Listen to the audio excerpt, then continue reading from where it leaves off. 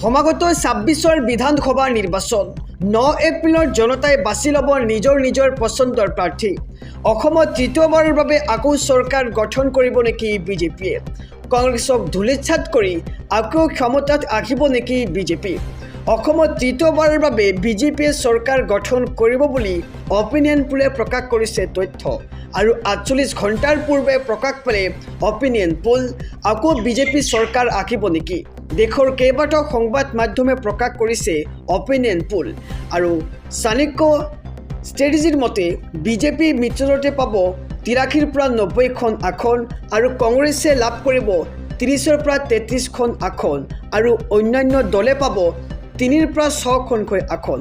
আৰু মেট্ৰিজৰ সমীক্ষা মতে বিজেপি মিত্ৰজোঁটে লাভ কৰিব ৯২ৰ পৰা ১০০খনকৈ আসন আৰু কংগ্ৰেছে লাভ কৰিব ২২ৰ পৰা ৩২খন আসন।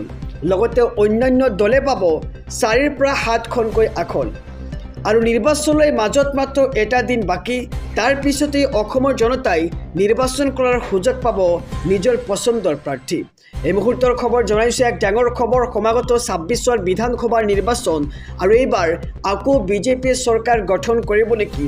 কংগ্ৰেছক ধূলিসাৎ কৰি পুনৰবাৰ অসমৰ মুখ্যমন্ত্ৰী হ'ব নেকি ডক্টৰ হিমন্ত বিশ্ব শৰ্মা?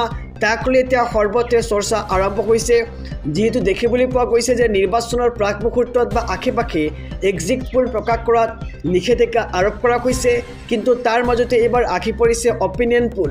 অপিনিয়ন পোলৰ মতে ২০২৬তো বিজেপিয়ে চৰকাৰ গঠন কৰিব।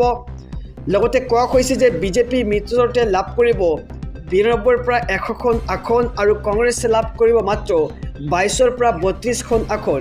তেন্তে আমি ইয়াৰ পৰা জানিব পাৰোঁ যে ২০২৬ বৰ্ষতো বিজেপিয়ে সংখ্যাগৰিষ্ঠ লাভ কৰি চৰকাৰ গঠন কৰিবলৈ সক্ষম হ'ব।